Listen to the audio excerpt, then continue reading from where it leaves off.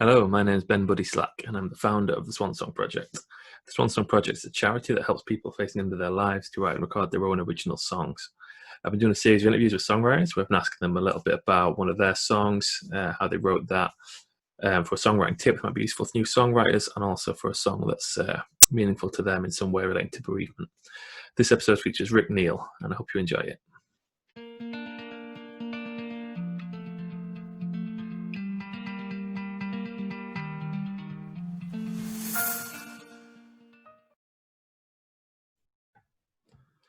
Okay, today I'm here with Ric Neale. Thanks for joining us, Ric. It's my absolute pleasure. Nice to see you. Yeah, likewise. I believe we crossed paths years ago. I think we crossed paths at a festival on Chapel FM stage one time. That's where I think it is. There's every chance. I know you from somewhere, and it makes sense for it to be a musical thing. Yeah, I think something like that anyway. But yeah, thanks for coming on the show. So anyone seen this before will know we do them in three sections. So first, we're going to have one of Ric's songs, and then we're going to have a chat about how he wrote that. Section 2, Ric's going to share with us a songwriting tip that might be useful to new songwriters. And then section 3, we're going to talk about a song that's meaningful to Ric in some way relating to bereavement. So I'll ask him to introduce your choice of song, and then I'll edit it into this video.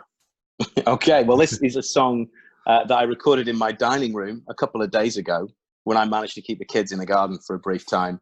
And it's called Difficult Day. And it is a single that is, depending on when this video comes out, is out on May the 22nd.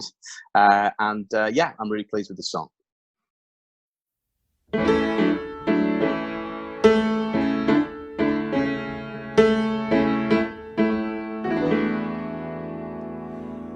When the morning you've been dreading rise, your eyes won't open, you've had your fingers crossed the sun wouldn't rise, but morning's broken and the second hand turns, but you can't turn away.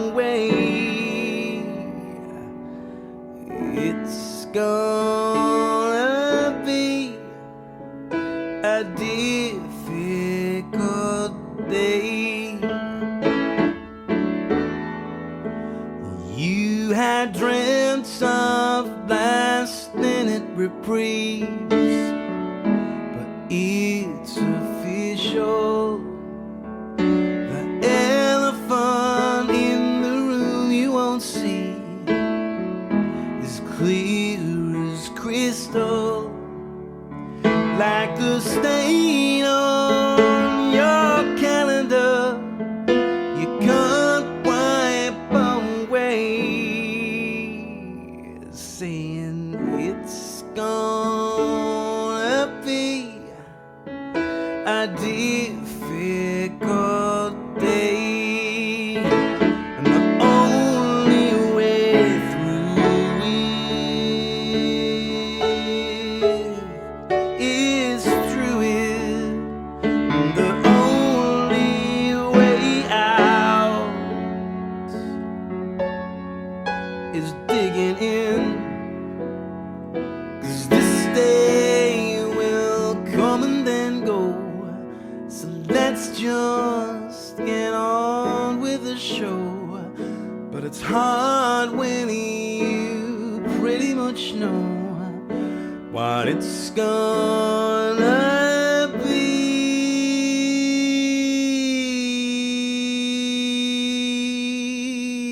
So lift the covers and drop your feet on the floor. No time for sleeping in. Put your shoes back on and open the door. 'Cause this is happening.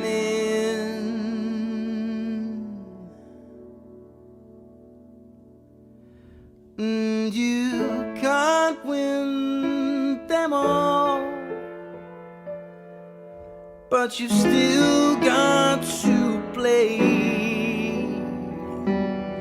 It's gonna be a difficult day.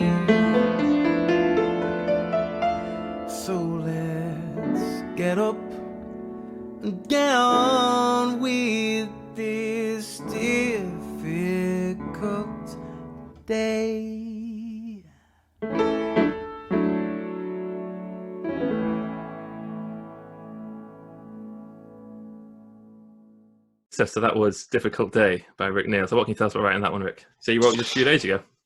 No, I didn't write it a few days ago. I recorded that little video a few days ago. The song itself was percolating for quite a while. I had a realization that loads of my songs happen over a period of time. So like, something will happen, and then in verse 2, this will happen. And then in the middle 8, it will turn out, she was a ghost all along. Maybe not that, but you know what I mean? Like there were a lot of events in my songs. And I was really interested about writing about a singular moment. The whole thing take place in that one moment. And so I started kind of hunting around for moments that would be interesting. And I played around with a few things. I briefly flirted with the idea of, when you are either on a train or you're on a platform and the train has arrived, and there's that bit when the little button is about to light up and it doesn't, you're kind of waiting. And I thought that would be that kind of cool. And I was really interested about that. And I had this idea of writing this incredibly complicated piece of music from lots of different people's points of view at the point at which they were waiting for that light to cling on. Some that were desperate to get home, some that were leaving their partner for good, all these different stories. And I was like, that's fine, but that's an opera. That is not a 3.5 minutes Bob song. There's a lot going on there. So then the other idea I had that I was really interested by, and I'm sure you've had this as well, Ben, as I'm sure your listeners have, that moment when you wake up and you sort of aren't fully aware of the day. So sometimes back in my misspent youth, I might have woken up and gone, there's that moment before you realize, I don't know where I am. Yeah. Whereas now it's like that kind of thing where you wake up and you go, oh, it's today, isn't it? That moment of realization. And that today, it could be anything from like a dentist appointment, a tough day at work, just something incredibly serious and sad, which is what this song kind of morphed into. And so I was really interested about setting it in that moment, and the whole thing happened before the character has kind of gone, right, come on, get up. So yeah, that was the kind of initial idea. And then the other thing that fed into the song was, I'm a big fan of Ron Sexsmith, the songwriter Ron Sexsmith, who is a brilliant Canadian singer-songwriter. Like, he's one of those people that songwriters love but no one else has heard of, kind of thing. But he's got a song called Gold in Them Hills, which is a gorgeous song. And his voice has got like no hope in it. It's when I say a hopeless voice, he sings beautifully, but it's just one of those voices without hope. And this song is so hopeful. It's about this day's going to be brilliant. And I love the juxtaposition of that. I was really excited about that. And so I thought, well, that's interesting. So I wonder if, because my voice is quite hopeful, like annoyingly so, if I'm brutally honest. Like, I wish my voice sounded as broken as I often see it. So I was really interested about the idea of flipping that and going, I wonder if I could take the hope that is just inherent in my, in everything about me, and make a song that is incredibly sad, and see how those two things see what drama that kind of rubs up. Oh, so yeah, that's a very interesting way of going about it. Yeah, I was so there's just two things that came to mind when we were talking there, the two different sections, I guess. But that's interesting. I remember hearing there's a Tom Waits quote that I always love of, I like beautiful melodies telling me terrible things. yeah. But I guess the sound of the voice and the message it's conveying is just an interesting way of thinking about it. And I guess, do you ever think about that in other songs? Do you feel kind of like you have a certain style of voice and it restricts your way of singing? Because you know you're quite a varied songwriter, right? You write lots of different styles. And yeah, thank you. And yes, it does. I think I'm very aware of it as a performer, and I think that you are you, and that is both advantageous and not that advantageous. I am confident. I'm a confident human being, and that is a difficult thing to play live, because immediately I always know I've kind of got the audience against me from the first bar, and I find that quite interesting. Like, I think that's kind of fun, so you find ways around it, and you have to be kind of self-depreciating and all that kind of stuff, and you have to find, and there's a lot of jokes to be had in that. It's it's funny, and And so I think the older I've got as a performer, the more comfortable I've got of going, oh, this is who I am, and this is kind of how we're all just going to deal with it. So I don't think of it as a restriction any more than anything else, any more than like dating, you know. Like, I think this is, I don't that I date anymore. I'm very happily married, I should add. But like, you know, I look like this. This is who I am.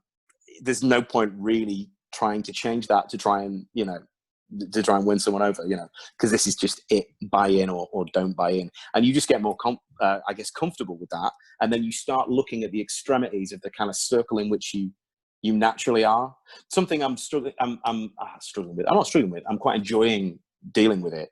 Is that because most of the performance stuff I do that is my own songs is just me and a piano on purpose. Like, I love that. I love the fact that I can go anywhere and do anything and read the room and all that kind of stuff. Part of that kind of sort of piano man thing is the jokes. Like, it's the funny stuff in between the songs. And so something I've started to notice is that, like, in between the songs, it's like funny. And then during the songs, incredibly bleak and miserable. then another song, like funny, really big. So I'm trying to find ways of flipping that on its head and do some more serious stuff in between the songs and do some funny stuff within the songs, without doing comedy songs, because I can't bear them. So yeah, but it's one of those things where I guess that problem leads to having to deal with it in an academic and creative way, and that's my thing. That's why I love writing songs. It's the same thing. Yeah, that's really interesting. The other thing that I was going to talk about, I've had a similar. You're talking about trying to write the song about a very specific moment. It's another thing what I've been very inspired of, even just in the last week or so. There's one of these I did with Nicholas Rafferty, and he chose. Have you heard of Bonnie Prince Billy? Yes. He chose one of his songs for the third section. What's it called? Agnes, Queen of Sorrow. I can't claim to know that song. I hadn't heard it before. And it's just stunning. It's just like a beautiful little conversation. And then since then, I just feel like that's the kind of song I want to write. Again, I feel similar to you that I used to write a lot of narrative songs of kind of long things happening, and then just there's a real kind of beauty to that if you can just really hone in on the specifics of one moment and and I think write about it. And I've worked a bit in musical theatre, and something that I dislike about musical theatre is, and not all musical theatre by any means, but sometimes, is if you imagine there's like a scale of emotions with like absolute joy at one end and absolute staggering misery and sorrow at the other. I tend to think that often musical theatre deals with these areas of the scale and doesn't really deal with like this bit here of like not quite being able to find a parking space, or do you know what I mean? Or like catching a pocket on a door handle when you're walking through, you know? And there's something that I love about that little moment. And that is those moments, isn't it? It's something that happens in a moment. It's not epic. It's not winning a war or losing a loved one. It's just a thing that happened. And this sounds incredibly highfalutin tootin', but I guess the job of a songwriter, if not a wider artist, is really to just kind of be an archaeologist for your own experience, isn't it? And kind of go, this is a thing I went through. I will now songify it. That is not a word, but I use it a lot. Yeah, that's great. And then also those things are the things that are often the most. There's a Leonard Cohen quote I heard one time as well. Someone was talking about the amazing specificity in some of his songs, and his response was like, your most specific answer. What's it? Yeah, I think your most specific answer will often be our most universal one. Yeah, the thing what's the most specific will often be the thing which most people respond to, rather than trying to write a one size fits all approach, kind of lowest common denominator. So that's it. You go broad or you go deep. That's they're the options, I suppose. Yeah, brilliant. Yeah, thanks for that, Rick. So let's move into section 2, shall we? So this is where I ask my guests for a songwriting tip. It might be useful for new or aspiring songwriters. So what would your tip for us be, Rick? Well, I sort of thought a lyric one would be a good one to go with, because there's no point getting into like Bart chorales at this point, because neither of us have got time. But the one that I think is the biggie that changed everything for me, it's kind of twofold. One of them is about planning your objectives. Okay, planning your objectives. A thing I used to do when I was a younger songwriter is, and you'll have to just go with this metaphor, if every song was like a blank sheet of paper, my job was to put as many ticks on it as I possibly could. like clever key change, interesting chord, my voice sounds good in that bit, or there's a funny line, and just ram this page full of ticks. But then I started getting commissioned to do stuff. And what I noticed was that the work I was doing when I was getting commissioned was not only better work, but also I enjoyed it loads more. And the reason I realized is because I wasn't worrying about the ticks, I was worrying about the boxes. And the skill is to go, I want to write a song that does this, this, this, this, this. And then after that, the ticks aren't so hard. Yeah, because you're not just going, it needs to have all of these things, trying to prove everything in one song. So being a little bit more targeted in what it was I was trying to write. It sounds oddly uncreative, but it made a massive difference to me. And when I've done projects that are wider, that are all about broadly the same thing, got to be really careful not to tread on your own toes. I made a record that came out not last year before, called Lullabies for Parents. I am a parent. I've got 2 kids. I've got a 6-year-old and a 4-year-old. And I realized there weren't any songs about parenting that weren't awful. I mean, there may be the odd exception, but certainly there weren't any that made me feel not alone in parenting, and there's so many in in relationships, like you can't move for them, but in parenting I was sort of fascinated by how few there were. So I was really interested in the idea of writing, not by no means a how-to guide. Believe me, it is not that, but it's just some things where it's like, right, am I doing this right? What is happening? Why do I feel this way? And so because I was writing about a quite small experience at the time, I had to write those boxes of what I was going to achieve, just to be able to delineate between the different songs and go, right, well, that one is going to do those things. That one is going to do those things. And again, I think that's quite a sort of theatrical way of approaching it, in terms of, well, this scene just has to get me from there to there. So how practically, if I end up over there, am I going to end up over there? It's those kind of things that I think have fed into that experience. So for me, the idea of going, this is a song that is going to do X, Y, or Z.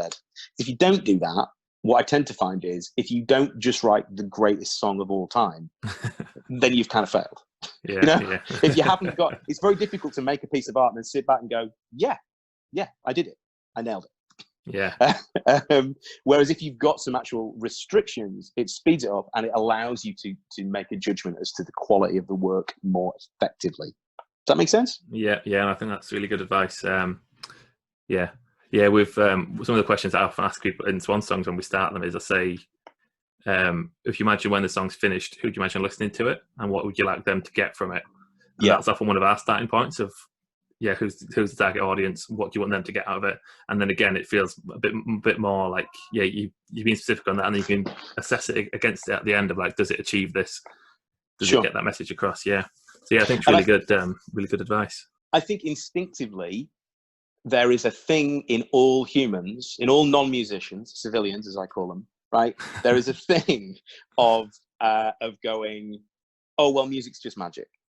And if you just open your heart, then it appears fully formed. Like you come downstairs like it's Christmas morning, it's under a tree, like a completed song, But actually, so much of it is administration. Like so much of it is academic. So much of it is going, right, well, that, like I've been fortunate to have a few moments where it goes, right, oh, that's definitely that. And you have that amazing spark. But once you've had that spark, the rest of it is work. You've got to make the second verse rhyme. What's the middle section going to do? So I think that's one of those things. I think that's just one of those things that's been put together in like film and media. They do a montage, don't they, of someone writing a song, and it's always terrible.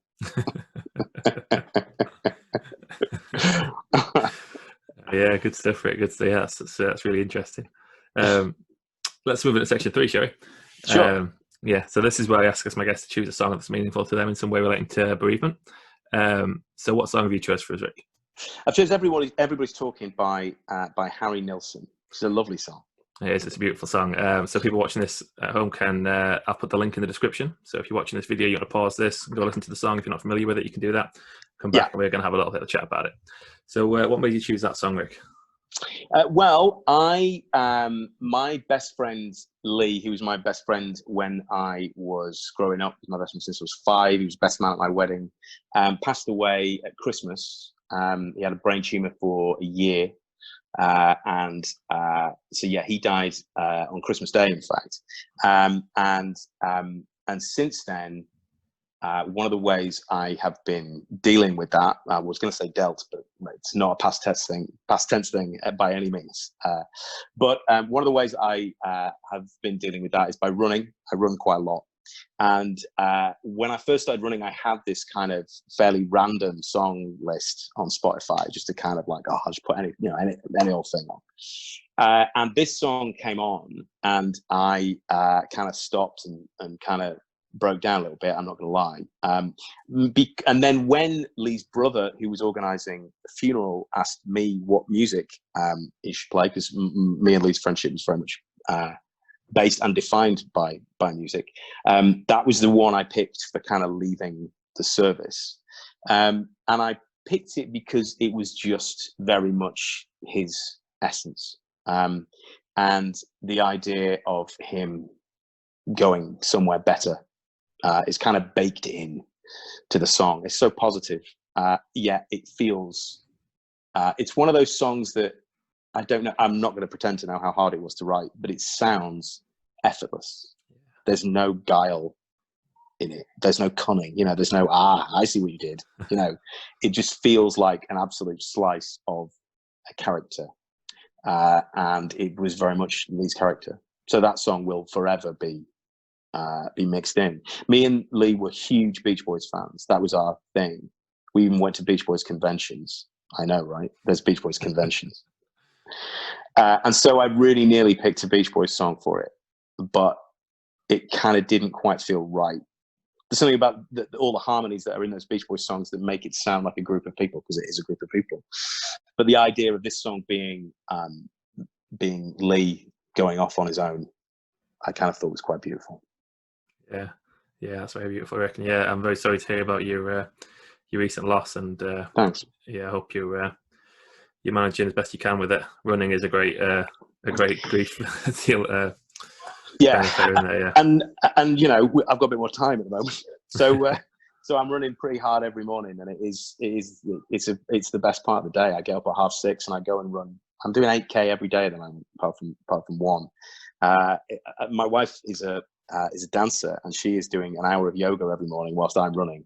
And we were kind of joking the other day, we are in the physical shape of our lives, and no one can see us. We can't go out, Getting lean in quarantine. Yeah, I know. Yeah. Have you heard Iggy Pop's version of Everybody's Talking? I have, yes. I would say quite different. It is quite different, isn't it? Yeah.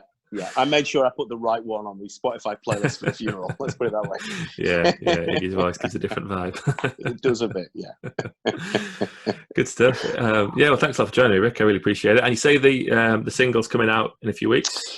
The single is out on May the 22nd, which is like, as we speak now, that's this Friday.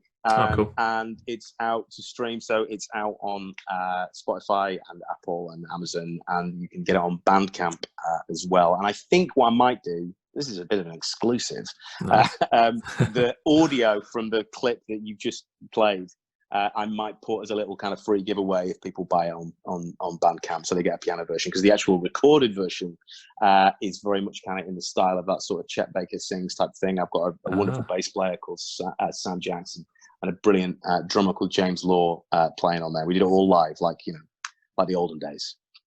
Yeah, brilliant. Great stuff. Is this an exclusive for the song, or has the song been played out already? I gigged it a little bit. I kind of tend to gig everything that I write before I record it, just to make sure I know where the kind of hills and the valleys are, I guess. But no, it's not. I wouldn't say it's a full exclusive. But we can pretend it is. Half exclusive. Yeah.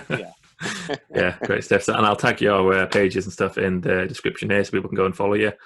And get the single on Friday when it comes out. Thanks a lot for your time, Rick. Really appreciate it. And my absolute pleasure. Yeah, thank you. And thanks everyone for tuning in. I'll be back with another episode soon.